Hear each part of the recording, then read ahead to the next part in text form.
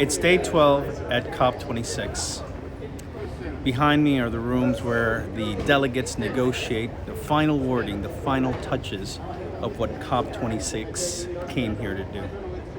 Right now, they're stuck on a series of points, all of them relevant to keeping temperatures from going beyond 1.5 before the pre-industrial average.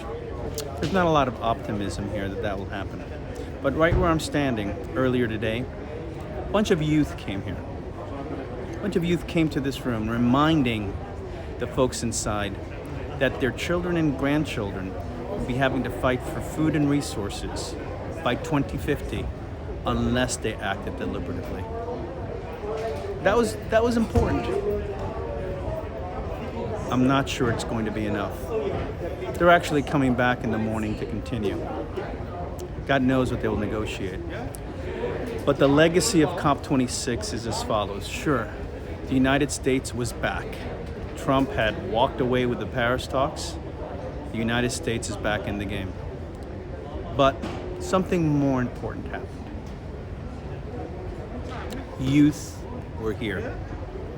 And youth were not just inside, but they were outside in sheer numbers. And every delegate and every person that I've spoken to has told me how important it was to have their presence. I remember listening to Greta on stage right after the climate strike a week ago today. And she said, this is what leadership looks like. As she looked out into a crowd, 130,000 had marched. Some mothers with baby strollers, kids who were skipping history class to make history. This is a movement.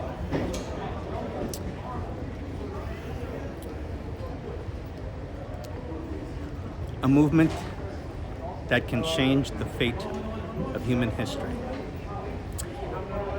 And it's not going to happen in that room behind me.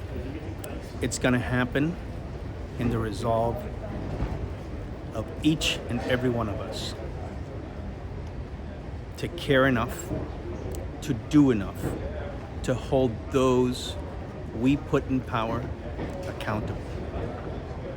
That room has people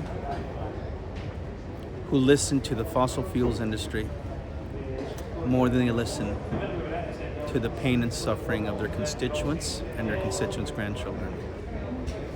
We need to be ever present, and at the very local level, make sure that every policymaker understands that this is a matter of life and death, and this matters. This has to happen in every corner of the globe. As Secretary Kerry said, this is not in the abstract, it is an existential crisis. People are suffering now.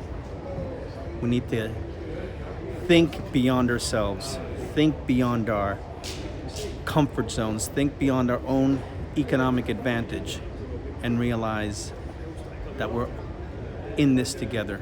Some will suffer sooner, but eventually all of us will suffer. I don't trust what's going to happen in that room behind me tomorrow, but I have every bit of hope in our youth. They will show us the way. They will lead.